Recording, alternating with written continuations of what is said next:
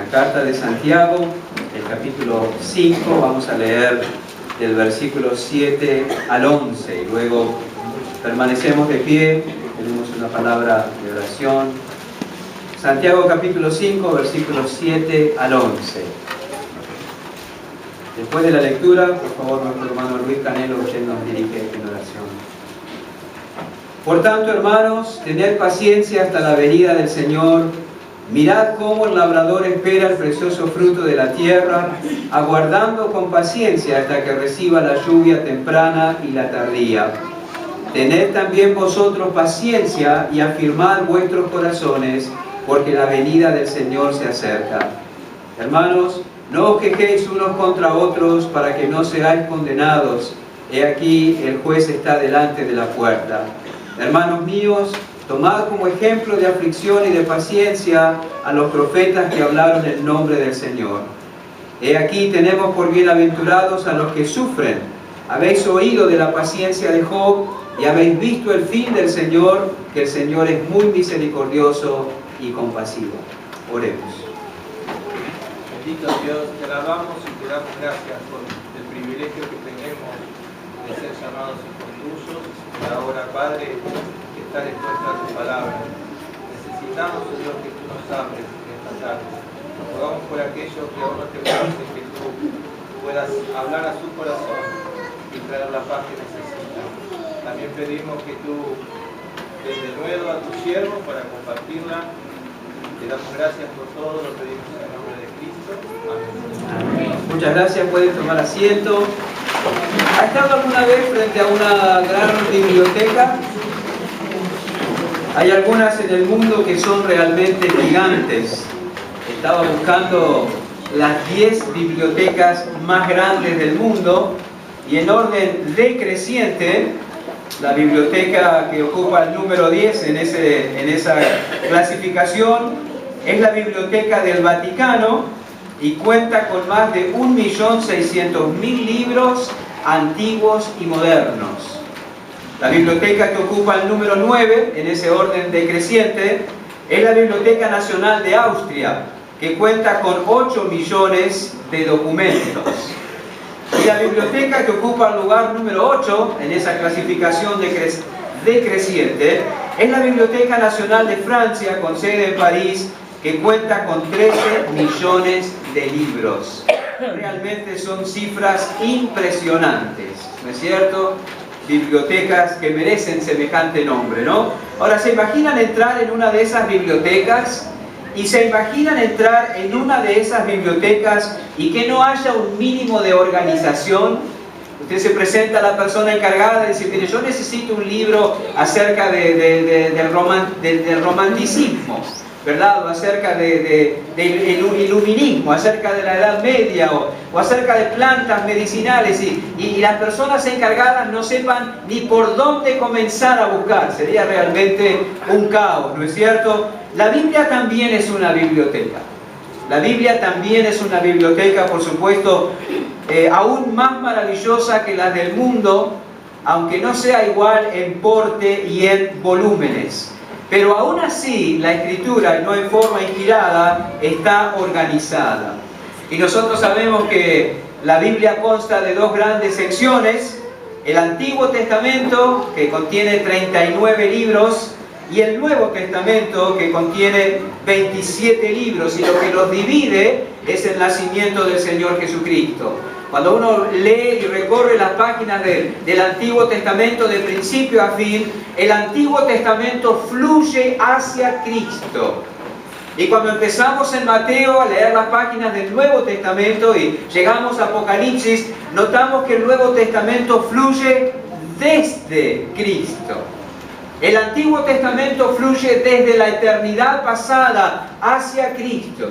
El Nuevo Testamento fluye desde Cristo hacia la eternidad futura. Pero ambas secciones tienen una unidad maravillosa, por cuanto son el resultado del mismo autor.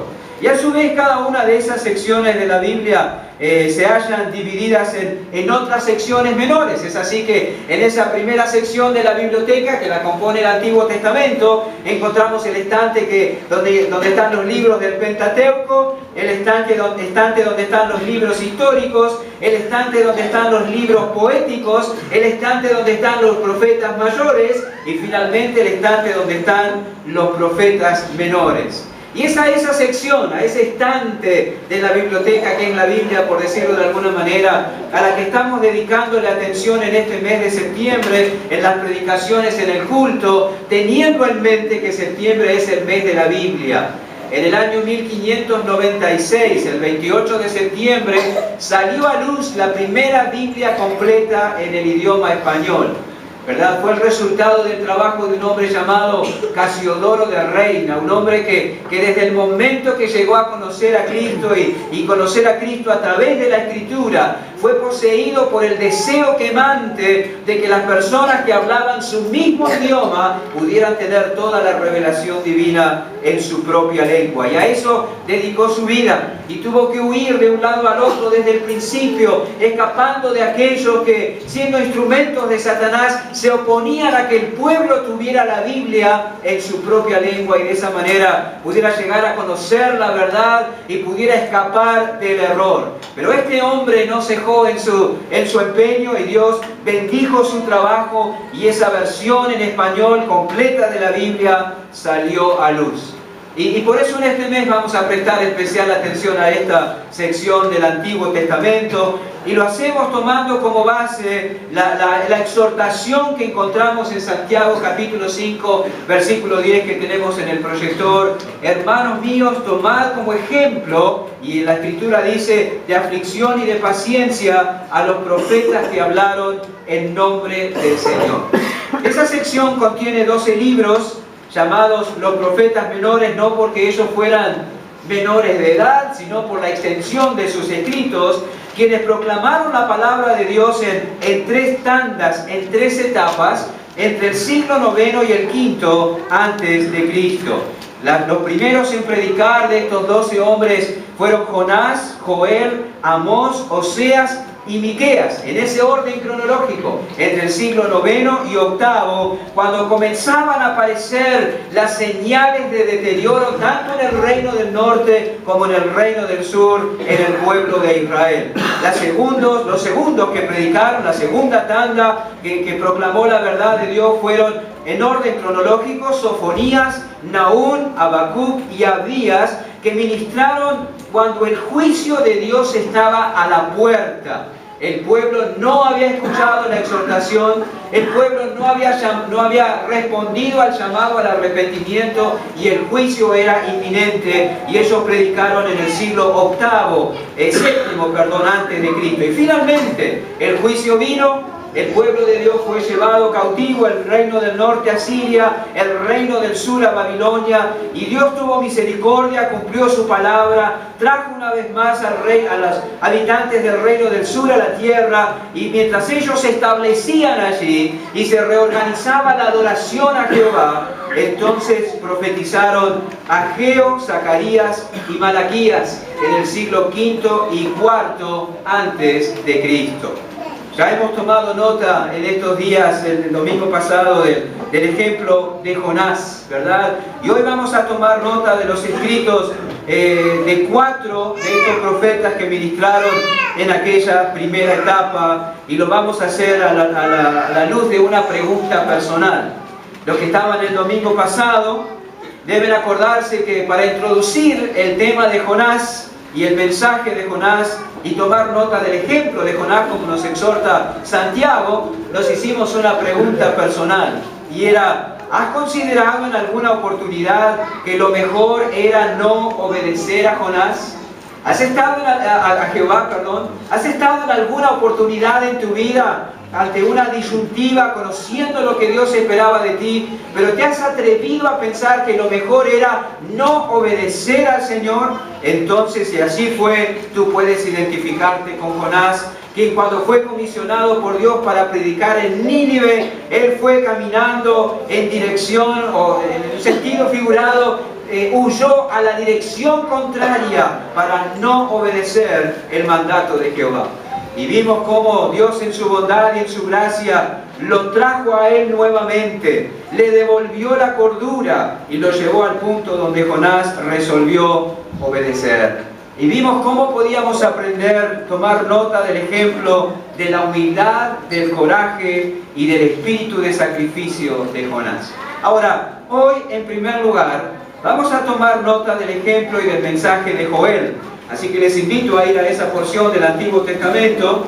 El primero de los libros de los profetas menores es Oseas y el segundo es Joel. Y vamos a tomar nota del ejemplo, del mensaje de este profeta, el profeta Joel. Y vamos a hacerlo también formulando una pregunta personal. ¿Le molesta que la gente piense que el mensaje que usted anuncia es alarmista? ¿Le molesta que la gente piense que el mensaje que usted anuncia en nombre del Señor es alarmista?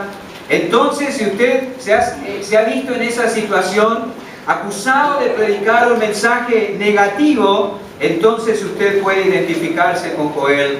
Y quiero que vayan conmigo al primer capítulo a partir del versículo 2.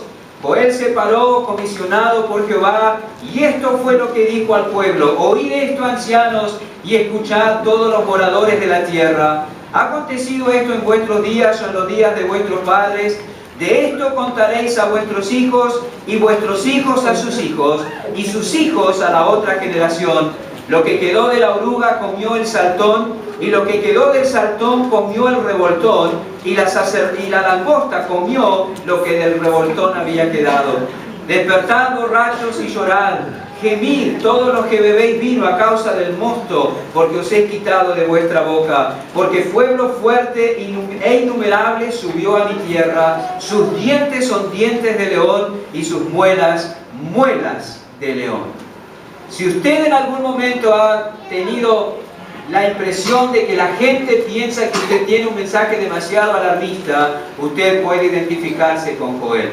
El nombre Joel significa Jehová es Dios, y al parecer él puso sus mensajes por escrito alrededor del año 820 a.C., durante el reinado de Usías.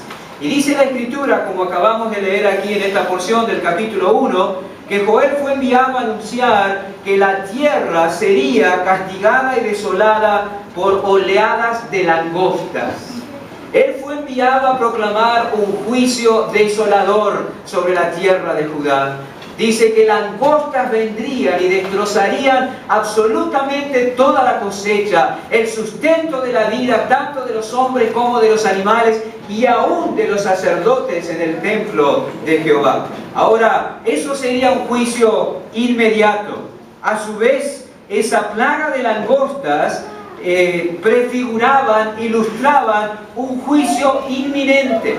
Así como en ese momento las langostas vendrían, más adelante vendrían los caldeos y también arrasarían en la tierra de Judá por causa del pecado del pueblo de Judá y Jerusalén. Pero a su vez, ese juicio de mano de los caldeos iba a anunciar un juicio futuro, el juicio del día de Jehová.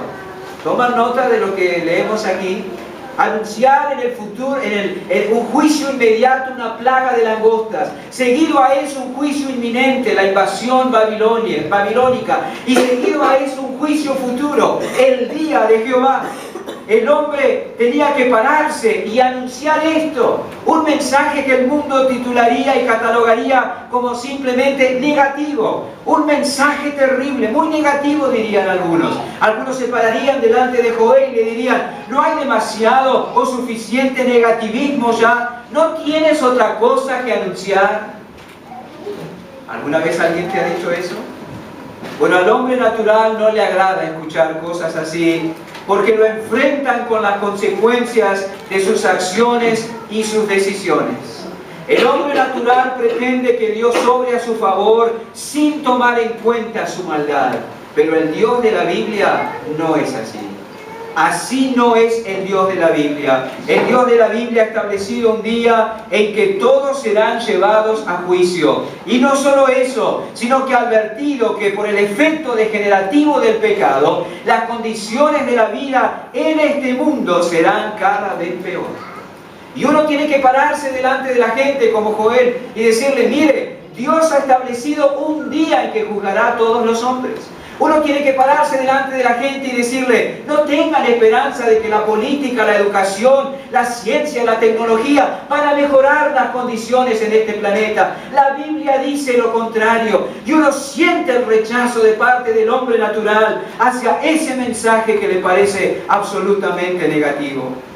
Ahora, ¿le parece eso un mensaje alentador? La gente está buscando otra cosa.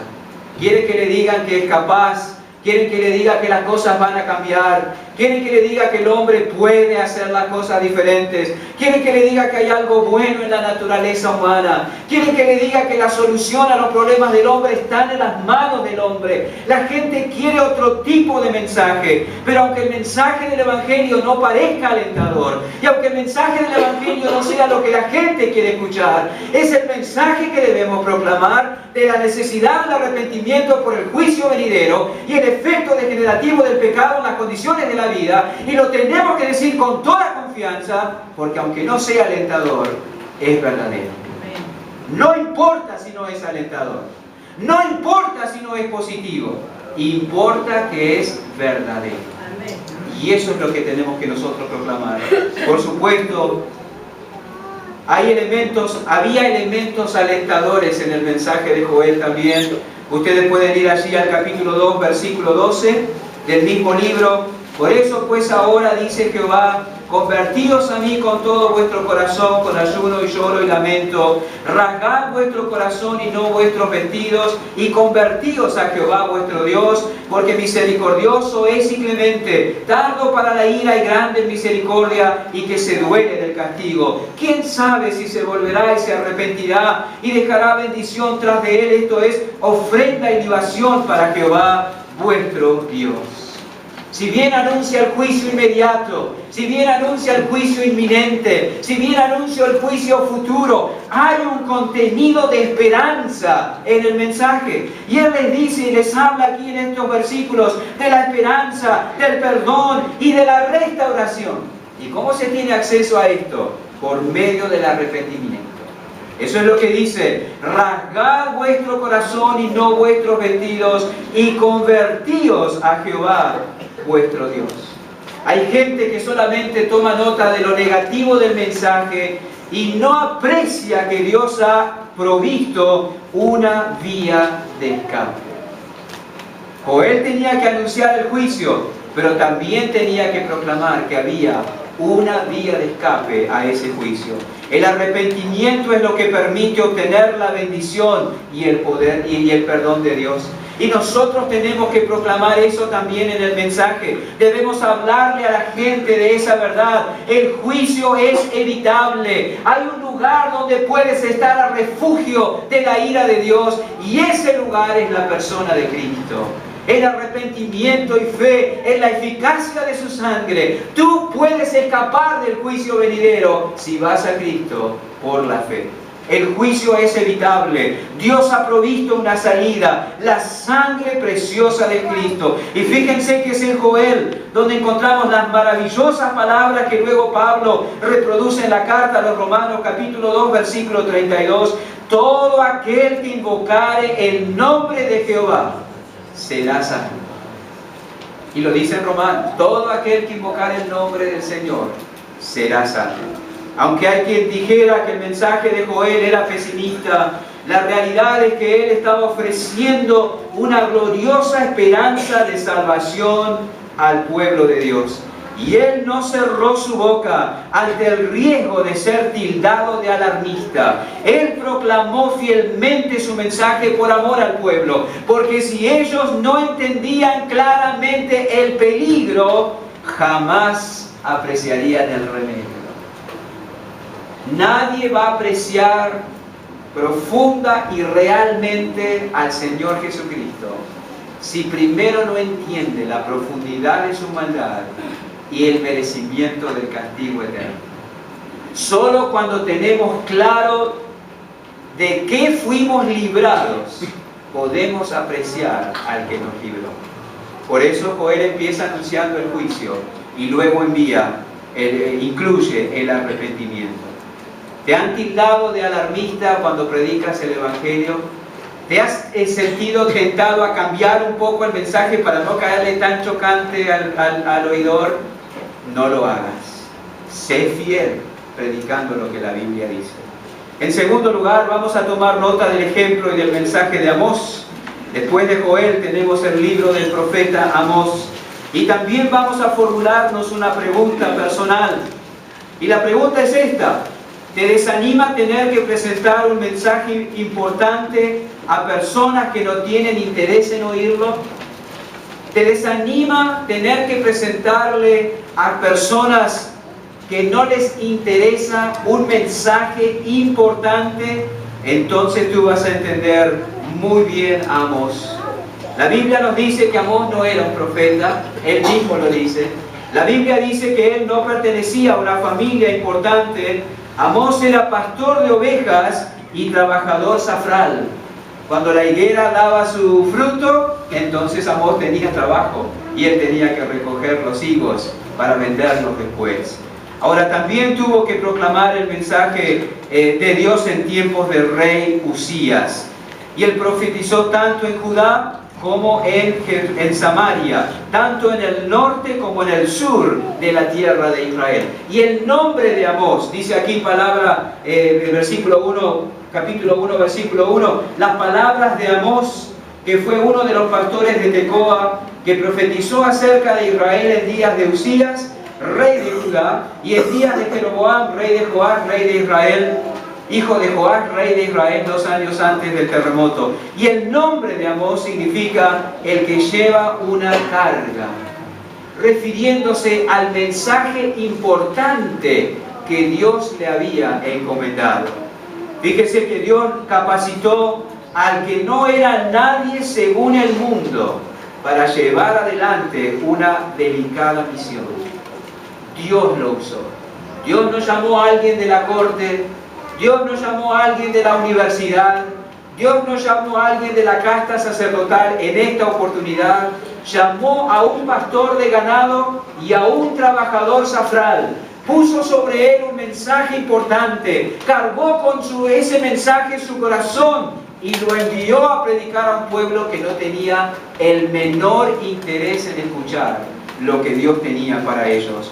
Pero su trabajo fue fiel. Él fue fiel al mandato que Dios le envió. Pero fíjense, capítulo 7, versículos 10 al 17 del libro de Amós, nosotros vemos que su mensaje no fue bien recibido. Capítulo 7, versículo 10 del libro del profeta Amós, dice así la palabra de Dios: entonces el sacerdote Amasías de Betel envió a decir a Jeroboam, rey de Israel: Amós se ha levantado contra ti en medio de la casa de Israel. La tierra no puede sufrir todas sus palabras, porque así ha dicho Amós: Jeroboam morirá a espada, e Israel será llevado de su tierra en cautiverio. Y Amasías dijo a Amós, vidente: vete, huye a tierra de Judá y come allá tu pan y profetiza allá, y no profetices más en Betel, porque es santuario del rey y capital del rey. Entonces respondió Amós y dijo a Amasías: no soy profeta ni soy hijo de profeta, sino que soy boyero y recojo higos silvestres. Y Jehová me tomó detrás del ganado y me dijo: ve y profetiza a mi pueblo Israel. Ahora pues oye palabra de Jehová. Tú dices: no profetices contra Israel, ni hables contra la casa de Isaac. Por tanto así ha dicho Jehová: tu mujer será ramera en medio de la ciudad, y tus hijos y tus hijas caerán a espada, y tu tierra será repartida por suertes, y tú morirás en tierra inmunda, e Israel será llevado cautivo de su tierra. Toman nota de lo que se le dijo acá a Amós. Se le dijo: andate de acá. No nos interesa lo que tienes para decirnos. Acá vive el rey, acá está el palacio, acá está el santuario. Andá y tranquilizar a la gente en otro lado. No te queremos acá. La gente no tenía interés de escuchar lo que Amós tenía para decir, que era sumamente importante. No fue fácil para él. pero él permaneció fiel sin importarle el desinterés de sus oyentes. No hay dudas, hermanos y amigos queridos, que el interés de gran parte de la gente hoy en día va por otro lado. No hay ninguna duda que el interés de la gente hoy en día no tiene como asunto prioritario las cosas espirituales. Y lamentablemente, eso también es cierto entre los creyentes. El interés de muchos va por otro lado antes que por las cosas espirituales. Por eso cuando escuchan el mensaje del Evangelio, ese mensaje no haya cabida en él, porque el corazón está ocupado por otras cosas, por otros intereses, y la palabra no puede llevar fruto en esa situación. En algunos el corazón está cargado de amargura y resentimiento.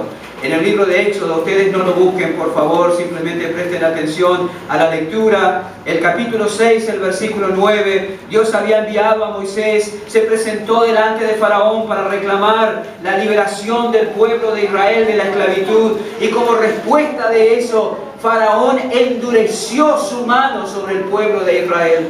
Y aquello llenó el corazón del pueblo de Israel de rencor, de amargura y de resentimiento. Y vino Moisés para hablar una vez más al pueblo. Y miren lo que dice la Escritura.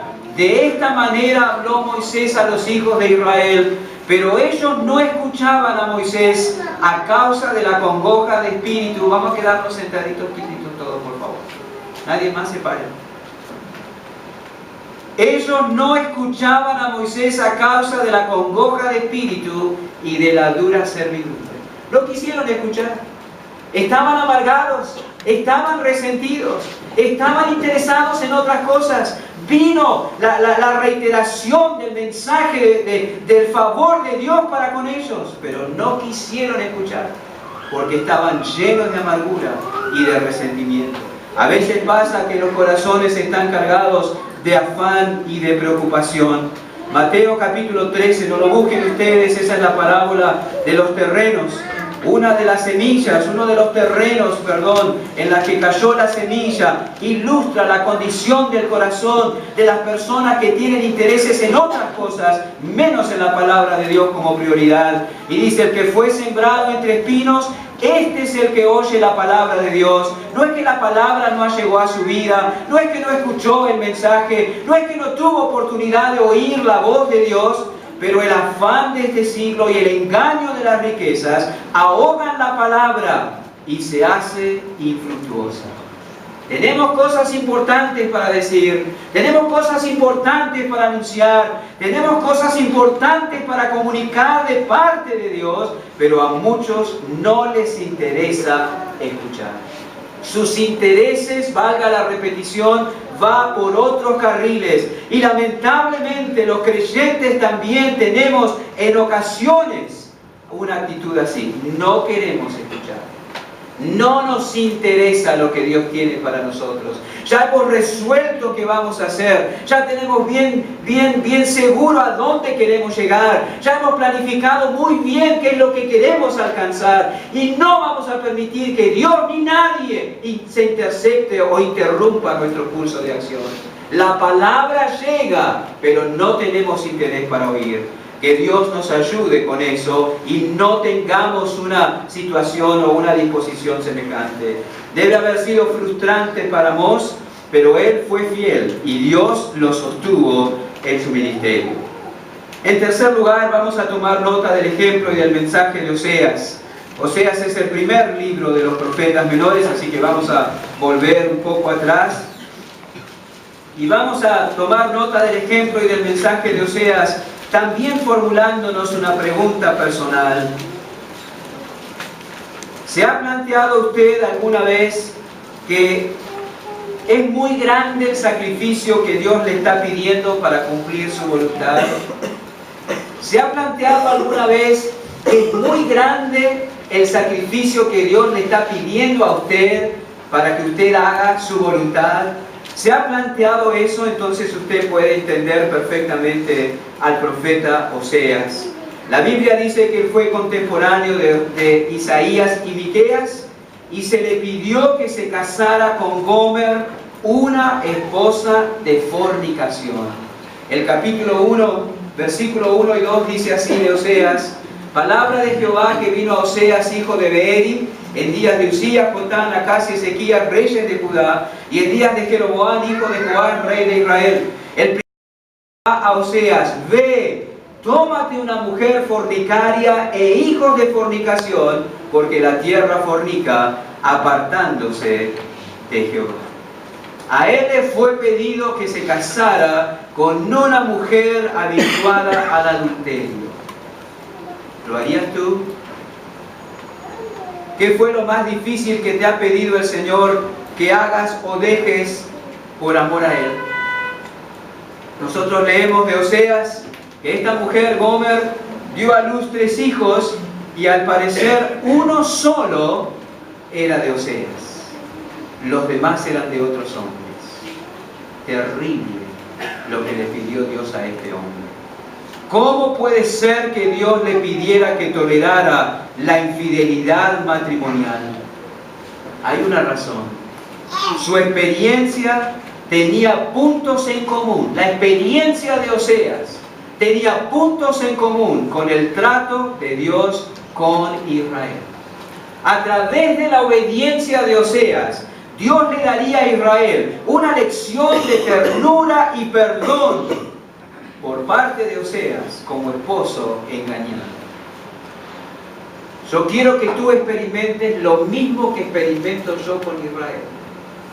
Cásate con una mujer que te será infiel. Muéstrale su amor, tu amor, tu ternura y tu disposición a perdonarla. Porque yo también estoy casado con una adúltera, dice Jehová. Yo también estoy casado con una mujer que se va tras los amantes, el pueblo de Israel. Y mi corazón palpita de amor y de ternura y de disposición a perdonar a esta mujer por infidelidad. Y yo quiero que ellos vean a través de tu conducta cómo es mi corazón para con ellos. Oseas podría haber dicho: Señor, ¿no hay otro? ¿No hay otro? Pero él accedió. Él accedió. Tuvo gran valor. Pero seguro él entendía que la bondad de Dios para con él ameritaba cualquier sacrificio que Dios le pidiera que hiciera. Seguro que fue ese el razonamiento de él. Vale que nos preguntemos: ¿nos estamos aferrando a algo obstinadamente que el Señor nos ha pedido que renunciemos por amor a Él? ¿Alguna actitud? ¿Algún vicio? ¿Alguna actividad improductiva? ¿Alguna amistad? ¿Alguna disposición del corazón? ¿Algún afecto desordenado? ¿Alguna persona? ¿Te estás aferrando obstinadamente a algo que Dios te ha pedido que por amor a Él renuncies a eso? ¿No te conviene, no te convence la gracia de Dios? ¿No te motiva a la decisión la gracia de Dios? Probablemente no conoces la gracia de Dios. Porque 2 Corintios capítulo 8 dice: porque ya conocéis la gracia del Señor, que por amor a nosotros se hizo pobre, siendo rico, para que nosotros en su pobreza fuésemos enriquecidos. ¿Y cómo estimar algo como mejor que la comunión o la aprobación del Señor? Él, el Señor, nuestro Dios, se desprendió de su Hijo. ¿Qué es lo que tú no quieres soltar? A la luz del sacrificio de Cristo, ¿vale la pena en insistir en retener algo que Dios te dice que por amor a Él dejes ir o sueltes o renuncies? ¿Vale la pena? Quizás no conoces la gracia del Señor. Qué amor y lealtad de Oseas hacia su Dios. Sin duda un buen ejemplo. El amor perdurador y perdonador de Dios es el tema del mensaje de Joel, que a la luz de nuestra infidelidad, ese amor resulta abrumador. ¿Se imaginan Oseas ir a buscar a su mujer? Decirle: no importa lo que hayas hecho, yo te perdono y quiero que vuelvas conmigo. Y dice: oh, ¿pero acaso no es lo que Dios hace con nosotros cada vez que es necesario? Él viene y te dice: no importa, confiesa tu pecado, reconoce tu infidelidad. Yo te vengo a buscar, vuélvete a mí. Y a la luz de eso, ¿a qué te aferras? Que no tiene sentido y que Dios espera que tú abandones. Y en cuarto y último lugar, tomemos nota del ejemplo y del mensaje de Miqueas. Miqueas está más adelante, luego de Amós, Abdías, Jonás y Miqueas. Y nuevamente hagámonos o formulémonos una pregunta personal. ¿Te cuesta mucho mantener el valor y la confianza absoluta en el Señor en tiempos difíciles?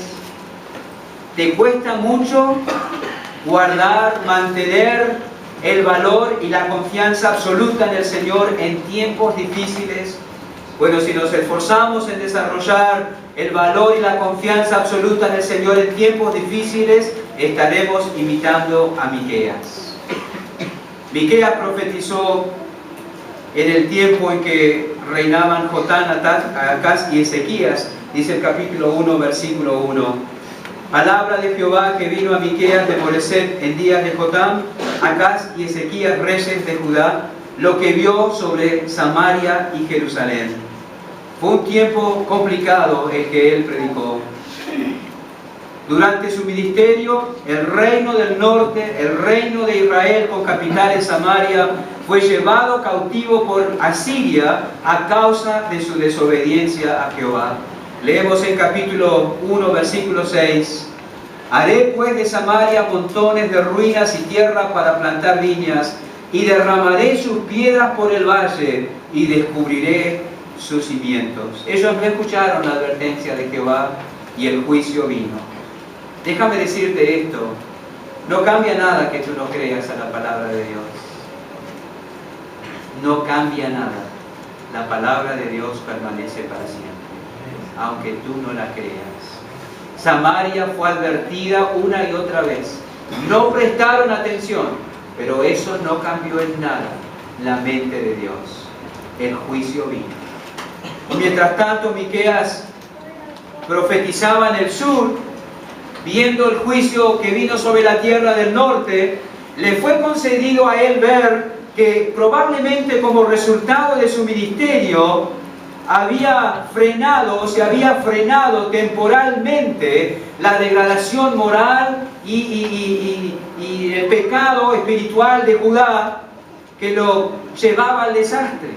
Nosotros conocemos la historia del rey Ezequías.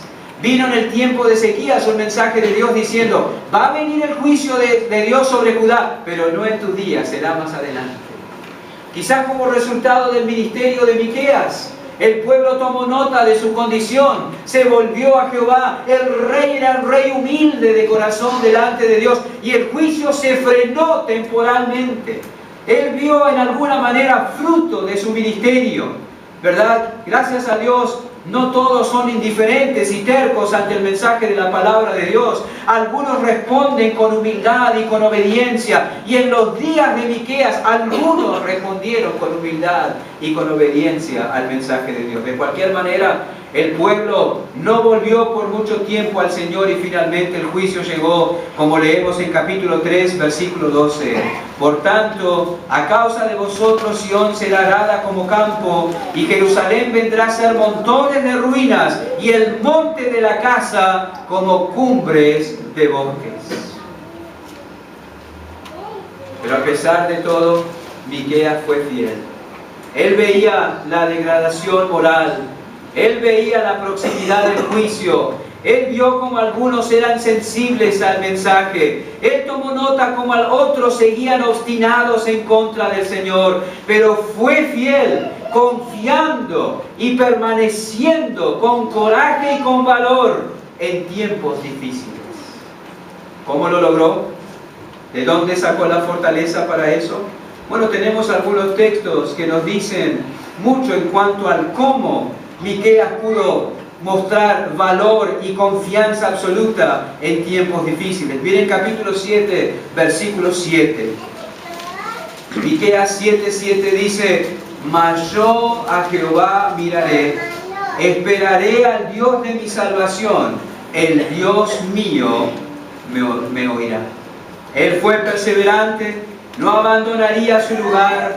Miraba alrededor y veía la degradación moral de la nación, la degradación de los hogares, la degradación de los líderes, la degradación de los sacerdotes. Pero él no mantuvo los ojos en esas fuentes de desánimo o de enojo o de rencor o de desaliento. Él mantuvo los ojos donde debía, no en las circunstancias, sino en el Señor. Mas yo a Jehová miraré. Miro alrededor y veo degradación moral. Miro adelante y veo el juicio inminente. Pero yo a Jehová miraré. Y eso fue lo que lo fortaleció. Capítulo 3, versículo 8. Mas yo estoy lleno del poder del Espíritu de Jehová y de juicio y de fuerza para denunciar a Jacob su rebelión y a Israel su pecado. Él mantuvo los ojos donde debía y Dios respondió a su confianza. El Señor lo fortaleció. Él necesitaba apoyo y gracia. Él necesitaba fortaleza y coraje. Y el Señor se lo proveyó abundantemente, porque Miqueas mantuvo los ojos en Él. Mas yo a Jehová miraré. En oportunidades, mirando hacia adelante, en las vidas de nuestras familias, en la vida de nuestra nación, podemos avisorar tiempos difíciles. Y cuando tú miras adelante y ves tiempos difíciles, ¿cuál es tu respuesta? ¿Cuál es tu respuesta? ¿Llenarte de pavor? ¿Llenarte de inquietud? ¿O mirar al Señor y buscar en Él los recursos que necesitas para perseverar y mantenerte confiado y tranquilo? ¿Cuál es tu respuesta? Lamentablemente, la profesión de fe de muchos que se dicen creyentes se desvanece cuando aparece la primera dificultad. Y eso es porque no tienen raíz, dice el Señor. Porque no profundizan su vida espiritual. Son todo entusiasmo, pero cero convicción. Y viene la prueba y desaparece la confianza. No fue así con Miqueas. Yo a Jehová miraré. Mis raíces están allí y nada podrá conmoverme. Mirar o no mirar al Señor, mejor dicho, nos asegura el fracaso y la derrota. Pero no fue así con Miqueas. Hermanos, tomemos como ejemplo a los profetas que hablaron en nombre del Señor. Como Joel, proclamemos fielmente el mensaje del Evangelio, aunque seamos tildados de alarmista. Hermanos, tenemos el mensaje verdadero. Tenemos lo que el mundo necesita escuchar. No importa que nos sea agradable a los oídos del hombre. Nosotros como Joel tenemos que ser fieles en la proclamación del Evangelio, pues en ese mensaje también está incluido la oferta de salvación. Nuestra actitud no debe estar determinada por la demanda de los oyentes, sino por el Dios que nos comisionó. Como Amós, comuniquemos el mensaje aun cuando no despierte ningún interés en los que oyen. Recuerden, un don nadie según el mundo fue enviado con un mensaje de peso y no se amedrentó ni ante el desinterés ni ante las amenazas. Amós fue fiel. Podría haber cambiado el mensaje, podría haberse callado ante el temor de lo que el rey le pudiera hacer, pero la aprobación de otros no era importante para él. Lamentablemente, la determinación de muchos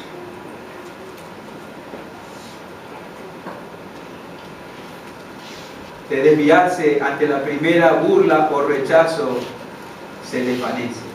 O la determinación de muchos de no desviarse del Señor ante la primera burla o rechazo se desvanece. Tenemos que invitar a Amós.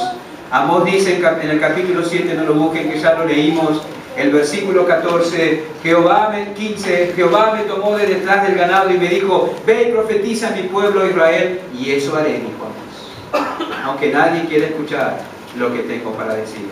Como seas, hermanos, estemos dispuestos a confiar en la sabiduría de Dios cuando Él exige de nosotros renuncias. Estemos dispuestos a confiar en la sabiduría de Dios cuando Él exige de nosotros renuncias. Oseas no puso reparo cuando Dios le ordenó casarse con una mujer habituada al adulterio. ¿Por qué no se le permitió tener un hogar saludable y feliz? Porque su experiencia ilustraría la bondad de Dios. ¡Qué precio tan alto! Pero él no retrocedió ante eso. ¿Cómo nos atrevemos a dudar del buen interés de Dios? ¿Acaso no vemos su sabiduría excelsa en la creación? ¿Acaso no vemos su sabiduría excelsa en nuestro cuerpo? ¿Acaso no vemos la sabiduría excelsa de Dios en la redención? ¿Acaso no vemos la sabiduría excelsa de Dios en la iglesia? ¿Cómo dudar de eso?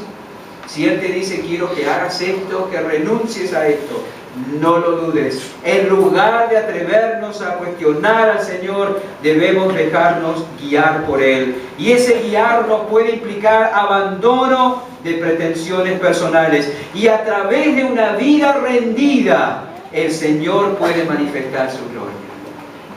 Piensa en eso. ¿De qué vale que te salgas con la tuya, pero que no contribuyas con tu vida a que Dios sea glorificado? Una vida que no contribuye en nada a la gloria de Dios es una vida vacía e inútil. No fue así la de Joel, la de Oseas, porque él estuvo dispuesto a hacer lo que Dios le pidió. Y como Miqueas, en tiempos de dificultad, avisorando tiempos difíciles, mantén los ojos donde deben estar.